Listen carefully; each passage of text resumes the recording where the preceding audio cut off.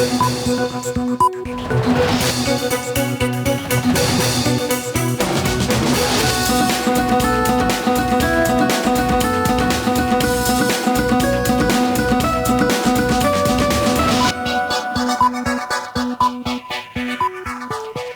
দুপুরের মাছরাঙা সংবাদে আপনাদের সঙ্গে আছে আমি ফারহানা পারভিন। শুরুতেই জানিয়ে দিচ্ছি গার্ডিয়ান লাইফ ইন্স্যুরেন্স সংবাদ শিরোনাম।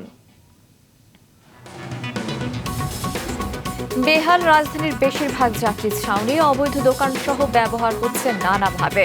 উন্নয়নের সম্মিলিত প্রচেষ্টার তাগিদ কর্তৃপক্ষের। চতুর্থ দিনে ঠাকুরগাঁও এবং দিনাজপুরে জুলাই পদযাত্রা করছে এনসিপি। পথসভায় যে কোনো মূল্যে সীমান্ত হত্যা বন্ধের দাবি নাহিদ ইসলামের। আখাউড়ার কালুন্দি খাল দিয়ে 2 দশক ধরে দেশে ঢুকছে ত্রিপুরার বর্জ্য এবং দূষিত পানি। চর্মরোগে আক্রান্ত হচ্ছেন স্থানীয়রা, ধ্বংস হচ্ছে জীব বৈচিত্র্য। শুনছিলেন শিরোনাম, এবার বিস্তারিত।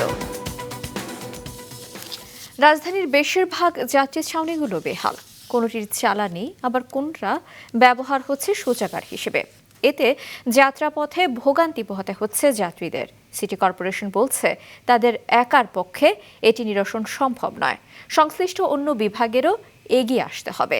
বিপ্লব আহসানের রিপোর্ট, ক্যামেরায় ছিলেন সুলতান মাহমুদ।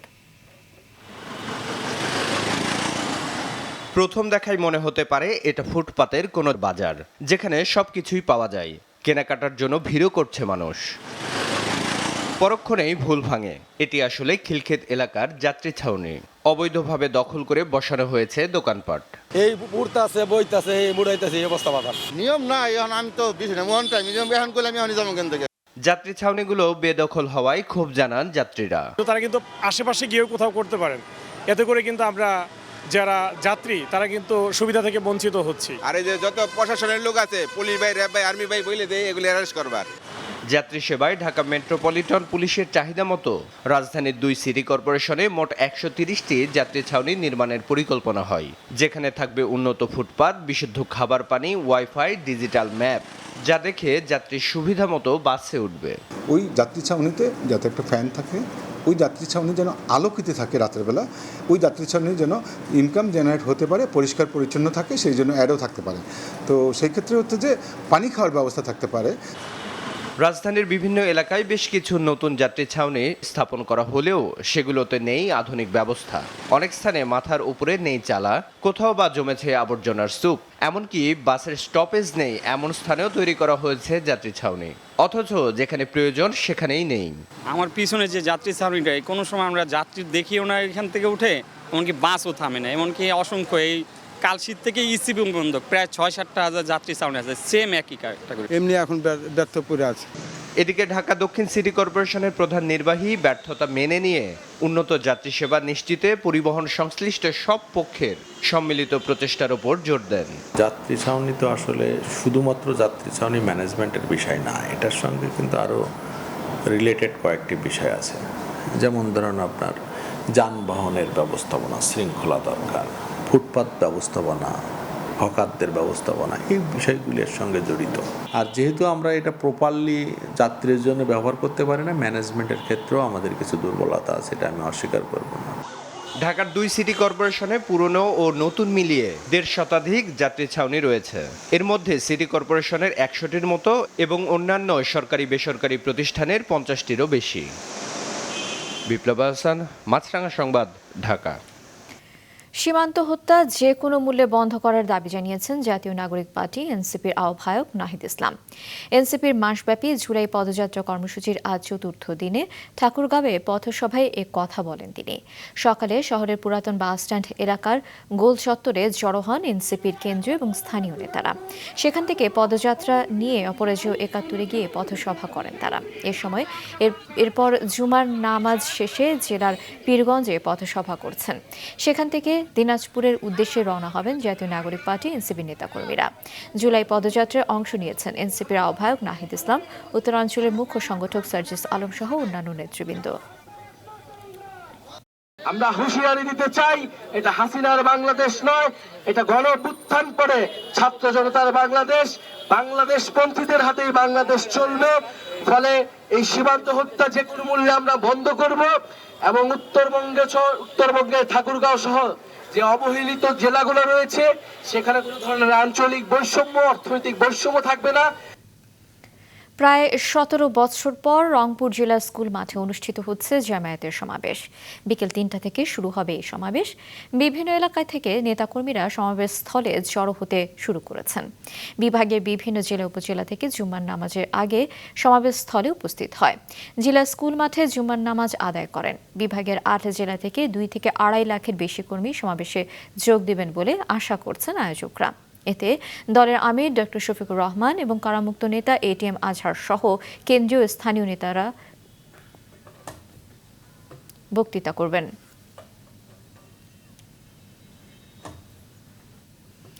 ব্রাহ্মণবাড়িয়ার আখাউড়া সীমান্তের কালন্দী খাল দিয়ে প্রায় 2 দশক ধরে ত্রিপুরা থেকে আসছে বর্জ্য এবং রাসায়নিক পদার্থ মিশ্রিত কালো পানি। এতে একদিকে স্বাস্থ্য ঝুঁকিতে পড়েছে সীমান্তবর্তী এলাকার বাসিন্দারা, অন্যদিকে ধ্বংস হচ্ছে জীববৈচিত্র্য। আশেক মান্নান হিমেলের পাঠানো তথ্য এবং ছবিতে ডেস্ক রিপোর্ট। ভারতের ত্রিপুরা থেকে আখাউড়া স্থলবন্দর এলাকায় প্রবেশ করেছে কালন্দী খাল। প্রায় 5 কিলোমিটার দীর্ঘ এ খাল দিয়ে প্রতিনিয়ত বর্জ্য ও রাসায়নিক মিশ্রিত পানি ঢুকছে বাংলাদেশে। ত্রিপুরা রাজ্যের রাজধানী আগরতলার বিভিন্ন হাসপাতাল, শিল্প কারখানা ও বাসাবাড়ির সুয়ারেজ লাইনের বর্জ্যযুক্ত পানি পরিশোধন না করেই ছাড়া হয় কালন্দী খালে, যা সীমান্তবর্তী অন্য খাল ও জলাশয়গুলোতে মিশে ধ্বংস করছে জীববৈচিত্র্য।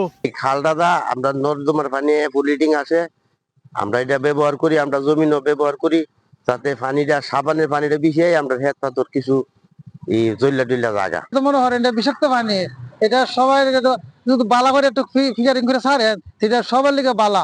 বিষাক্ত এ পানি ব্যবহার করে চর্মরোগে আক্রান্ত হচ্ছেন স্থলবন্দর সংলগ্ন 15 গ্রামের বাসিন্দারা। এছাড়াও সেচ কাজে এই পানি ব্যবহারে নষ্ট হচ্ছে জমির উর্বরতা। হাতে ভাড়া দিয়ে কমে লাগে গুটে গুটে হয়ে পড়ে। এই পানিটা খুব খারাপ, দূষিত। কালো পানি বন্ধের ব্যাপারে একটা অনেকগুলো দেন করেছিল, কোনোটাই লাভ হয় নাই। আমি আশা রাখবো যে এখন যে সরকার আছে এই সরকারের মাধ্যমে অচিরেই এটা একটা সুষ্ঠু সমাধান হবে, আমরা এই পচা পানির দুর্গন্ধ থেকে মুক্তি পাবো। পরিবেশ ও জীববৈচিত্র্য রক্ষায় এ সমস্যা সমাধানে কূটনৈতিক তৎপরতা জোরদারের দাবি পরিবেশ কর্মীদের। অন্যদিকে এ বিষয়ে ব্যবস্থা নিতে ঊর্ধ্বতন মহলকে অবহিত করার কথা জানায় স্থানীয় কৃষি বিভাগ। আমরা দীর্ঘদিন থেকে দাবি জানিয়ে আসছি যে এই পানিটা যেন অন্ততপক্ষে আমাদেরকে আন্তর্জাতিক আইন যেটা আছে সেই অনুযায়ী আমাদেরকে এই পানিটা দেওয়া হয়। আমরা এই বিষাক্ত পানি যেন আমাদেরকে তারা যেভাবে অবাধে বিষাক্ত পানি আমাদের দেশে আসছে সেটা যেন বন্ধ করে। এই জন্য আমাদের জেলা প্রশাসক মহোদয় এই বিষয়টা অবহিত আছেন। এটা নিয়ে সবার কিন্তু বিস্তারিত আলোচনা হয়েছে এবং প্রয়োজনীয় ব্যবস্থা গ্রহণ করবেন বলে উনি আমাদের আশ্বস্ত করেছেন। সমস্যা সমাধানে জোরালো আলোচনা চলছে বলে জানিয়েছেন জেলা প্রশাসক। কিছুদিন আগে যে জেলা প্রশাসক সম্মেলন হলো সেখানেও আমি বিষয় উত্থাপন করেছিলাম। মাননীয় উপদেষ্টা মহোদয় ছিলেন, মাননীয় সচিব ছিলেন, তাদের সাথে কথা হয়েছে। তারা সবাই অবগত এবং বাংলাদেশের হাইকমিশন যে আগরতলা আছে ওখান থেকে আমাদেরকে ফোন করা হয়েছিল যে ওখানে তারা পানির প্রবাহ যাতে ঠিক থাকে এবং যাতে বিশুদ্ধ হয় সে বিষয়ে তারা জোর পদক্ষেপ নিচ্ছে এবং আশা করি খুব তাড়াতাড়ি সমাধান হয়ে যাবে। আখাউড়া স্থলবন্দর থেকে উপজেলা সদর দিয়ে বয়ে যাওয়া কালন্দী খাল তিতাস নদীতে গিয়ে মিশেছে। মাছরাঙা নিউজ ডেস্ক। বিয়ের প্রস্তাব প্রত্যাখ্যান করায় যশোরের ঝিকরগাছায় শিশু এবং নারী সহ একই পরিবারের 3 জনের উপর অ্যাসিড নিক্ষেপের ঘটনা ঘটেছে। গতকাল রাত 8টায় এ ঘটনা ঘটে। অভিযুক্ত জসিম পলাতক। যশোর থেকে জেলা রিপোর্টার রাহুল রায়ের তথ্য এবং চিত্রে ডেস্ক রিপোর্ট। আহতদের পরিবার জানায় অভিযুক্ত জসিম গদখালি গ্রামের জামাত আলীর মেয়ে রিপা খাতুনকে দীর্ঘদিন ধরে বিয়ের প্রস্তাব দিয়ে আসছিল। রিপা তার প্রস্তাব প্রত্যাখ্যান করায় ক্ষিপ্ত হয়ে জসিম জানালা দিয়ে তাকে লক্ষ্য করে অ্যাসিড ছুঁড়ে মারে। এতে রিপা, তার ভাই ইয়ানুর ও মা রাহেলা খাতুন দগ্ধ হন। হারপিকের বোতলে আনছিল, আনার পরে ও জানলার প্রথমেই ছিল, ওই বেশির অংশ ওনার ওই ভাইয়ের গায়ে পড়েছে। পড়ার পরে আমাদের কিছু লোকজন ডাক দিলাম, সবার বললাম, বলার পরে আমরা হসপিটালে আসছি। তাদের চিৎকার শুনে প্রতিবেশীরা উদ্ধার করে প্রথমে ঝিকরগাছা উপজেলা স্বাস্থ্য কমপ্লেক্সে নিয়ে যান, কিন্তু অবস্থা গুরুতর হওয়ায় তাদেরকে যশোর জেনারেল হাসপাতালে স্থানান্তর করা হয়। শুনলাম যে ঘটনা, আমরা দৌড়ে গেলাম, যে দেখি সব অবস্থা, ঘর সব ধোঁয়া ধোঁয়া। এখন চিল্লাপাল্লা করে আমরা দৌড়ে যেয়ে দেখি যে ওদের গায়ে সব অ্যাসিড মারছে। সঙ্গে সঙ্গে আমরা সদর হসপিটাল নিয়ে এসে ভর্তি করাই, জরুরি বিভাগে নিয়ে এসে। আহতদের মধ্যে রিপার ভাই ইয়ানুরের অবস্থা গুরুতর বলে জানিয়েছে চিকিৎসক। বার্নের দিক থেকে বাচ্চাটা বেশি বার্ন হয়েছে, আর আমরা ভর্তি করে দিয়েছি প্রয়োজনীয় ট্রিটমেন্ট এবং চিকিৎসাপত্র যা দরকার আমরা সেটা দিয়ে ভর্তি করে দিয়েছি। এর পরবর্তী যে ডিসিশন ট্রিটমেন্টের ব্যাপারে পরবর্তী ডিসিশন ডিপার্টমেন্ট নেবে। থানার ভারপ্রাপ্ত কর্মকর্তা জানান, অভিযুক্তকে গ্রেপ্তারে পুলিশের অভিযান অব্যাহত রয়েছে। 9:30টার দিকে যখন সংবাদটি পেয়েছি যে অ্যাসিড মারার একটা ঘটনা ঘটেছে, তখনই ঝিকরগাছা থানা পুলিশ, একটা চৌকস টিম, আমরা আসামিকে ধরার জন্য অভিযান চালিয়েছি এবং সেই অভিযান সকাল অবধি পর্যন্ত ছিল। ভিকটিমের পিতা সে অভিযোগ করেছে, মামলা নেওয়ার পরীক্ষাধীন রয়েছে। আমরা চেষ্টা করছি এর মূল যে কালপ্রিট তাকে ধরার চেষ্টা অব্যাহত আছে। দগ্ধদের স্বজন ও এলাকাবাসী অভিযুক্তের দৃষ্টান্তমূলক শাস্তির দাবি জানিয়েছেন। সিফাত রহমান, মাছরাঙা, নিউজ ডেস্ক।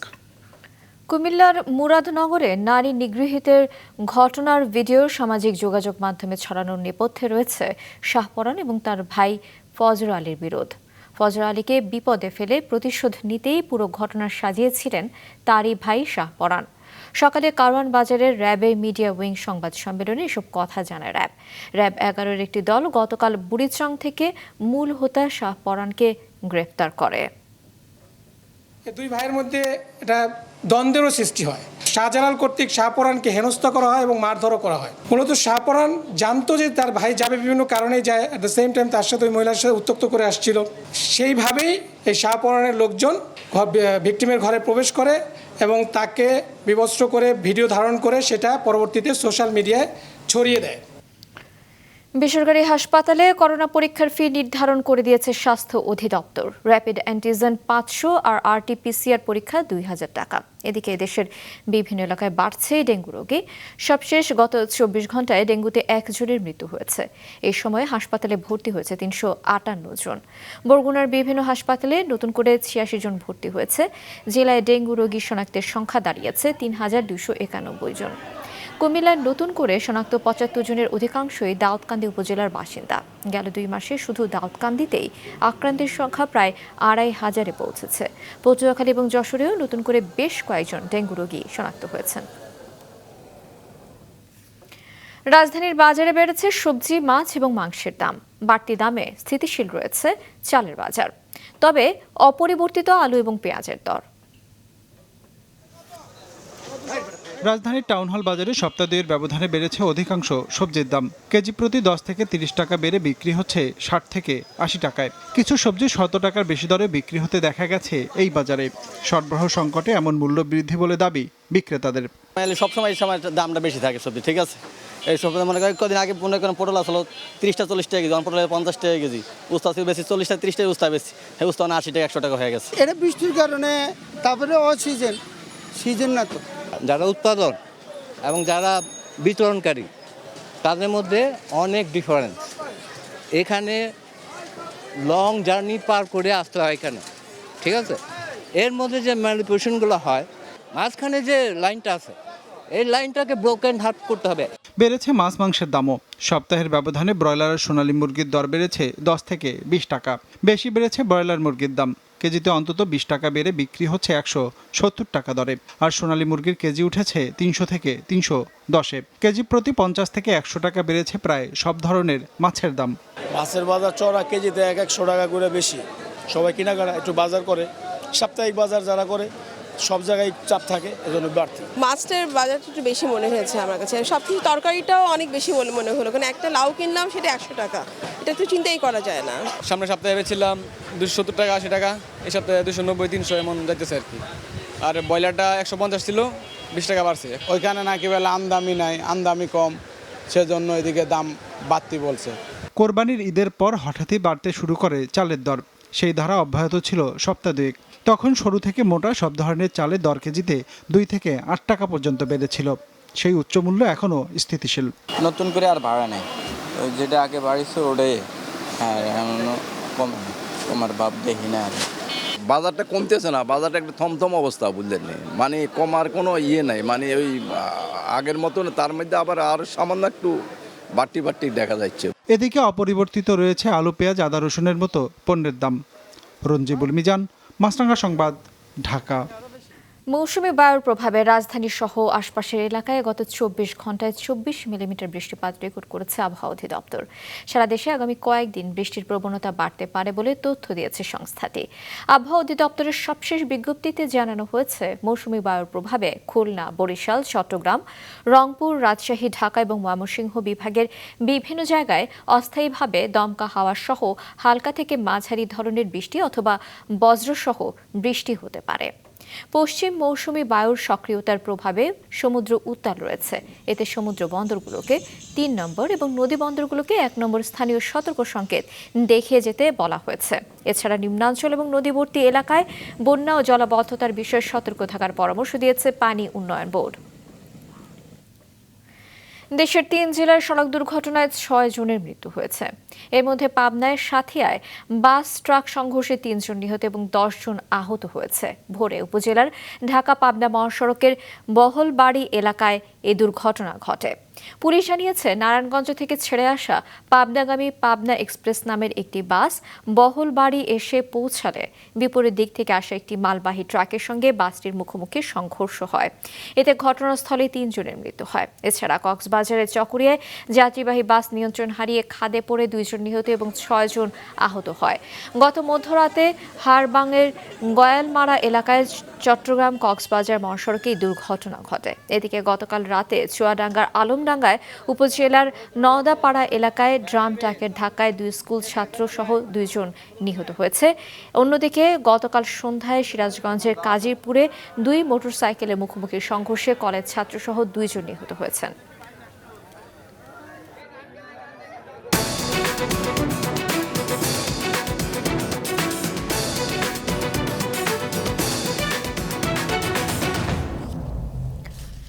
আফগানিস্তানের ক্ষমতাসীন তালেবান সরকারকে প্রথম দেশ হিসেবে আনুষ্ঠানিক স্বীকৃতি দিল রাশিয়া। এই সিদ্ধান্তকে সাহসী পদক্ষেপ বলেছেন আফগান পররাষ্ট্রমন্ত্রী আমির খান মুত্তাকি। প্রায় 4 বছর আগে আফগানিস্তানের ক্ষমতা দখল করলেও এতদিন কোনো দেশ তালেবান সরকারকে আনুষ্ঠানিকভাবে স্বীকৃতি দেয়নি। বৃহস্পতিবার প্রথম দেশ হিসেবে রাশিয়া তালেবান সরকারের নিয়োগকৃত নতুন রাষ্ট্রদূতের পরিচয়পত্র গ্রহণ করে। রাশিয়ার পররাষ্ট্র মন্ত্রণালয় এক বিবৃতিতে জানায়, ইসলামিক আমিরাত অব আফগানিস্তান সরকারের আনুষ্ঠানিক স্বীকৃতি 2 দেশের মধ্যে বিভিন্ন ক্ষেত্রে গঠনমূলক দ্বিপাক্ষিক সম্পর্ক আরও জোরদার করবে। কংগ্রেসে চূড়ান্ত বাধা পেরিয়েছে যুক্তরাষ্ট্রের প্রেসিডেন্ট ডোনাল্ড ট্রাম্পের আলোচিত বিগ বিউটিফুল বিল। স্থানীয় সময় বৃহস্পতিবার অল্প ব্যবধানে কর হ্রাস এবং সরকারি ব্যয়ের বিশাল এই প্যাকেজ পাশ হয় কংগ্রেসের রিপাবলিকান নিয়ন্ত্রিত নিম্নকক্ষ প্রতিনিধি পরিষদে। প্রতিনিধি পরিষদে 218-214 ভোটের ব্যবধানে বিলটি পাশ হয়েছে। পরে এতে সই করেন স্পিকার মাইক জনসন। আলোচিত বিলটি কংগ্রেসে পাশ হওয়ায় প্রেসিডেন্ট ট্রাম্পের জন্য বড় জয় হিসেবে দেখা হচ্ছে। নিজ দলের প্রবল বিরোধিতা থাকলেও শেষ পর্যন্ত বিলটি পাশ হওয়ায় রিপাবলিকান পার্টির জ্যেষ্ঠ সদস্যদের ধন্যবাদ জানিয়েছেন প্রেসিডেন্ট ট্রাম্প। এখন তিনি সই করলেই বিলটি আইনে পরিণত হবে। টানা বৃষ্টিপাত, আকস্মিক বন্যা এবং ভূমিধসে ভারতের হিমাচল প্রদেশে কমপক্ষে 63 জনের মৃত্যু হয়েছে। নিখোঁজ রয়েছেন অনেকে।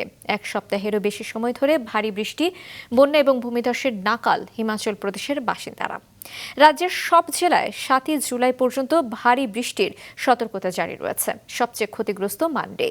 সরকার জানিয়েছে, প্রায় 400 কোটি রুপির সম্পদে ক্ষতি হয়েছে। পুরো রাজ্যে এখন পর্যন্ত 100 জনের বেশি আহত হয়েছে। এখন পর্যন্ত শতাধিক বাড়ি ধ্বংস এবং 14টি সেতু ভেসে গেছে।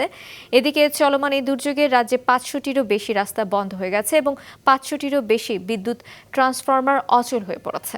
এতে হাজার হাজার মানুষ বিদ্যুৎ এবং পানির সংকটে পড়েছেন।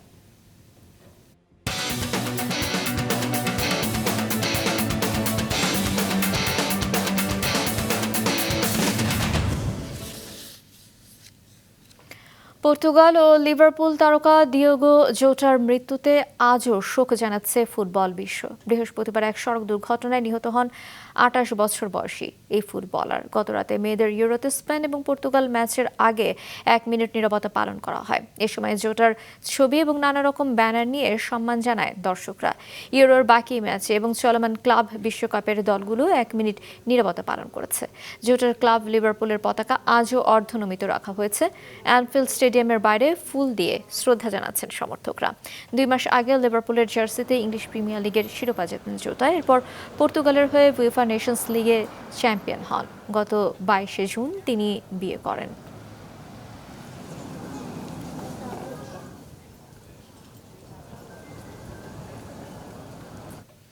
দুপুরের সংবাদ শেষ করছি, যাবার আগে গার্ডিয়ান লাইফ ইন্স্যুরেন্স সংবাদ শিরোনামগুলো আরও একবার।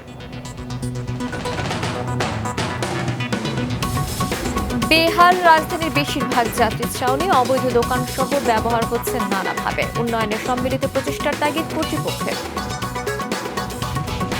চতুর্থ দিনে ঠাকুরগাঁও এবং দিনাজপুরে জুলাই পদযাত্রা করছে এনসিপি। পথসভায় রাষ্ট্রের মৌলিক সংস্কার, নতুন সংবিধান এবং শেখ হাসিনার বিচারের দাবি। আখাউড়ার কালন্দী খাল দিয়ে 2 দশক ধরে দেশে ঢুকছে ত্রিপুরার বর্জ্য দূষিত পানি। চর্মরোগে আক্রান্ত হচ্ছেন স্থানীয়রা, ধ্বংস হচ্ছে জীববৈচিত্র্য।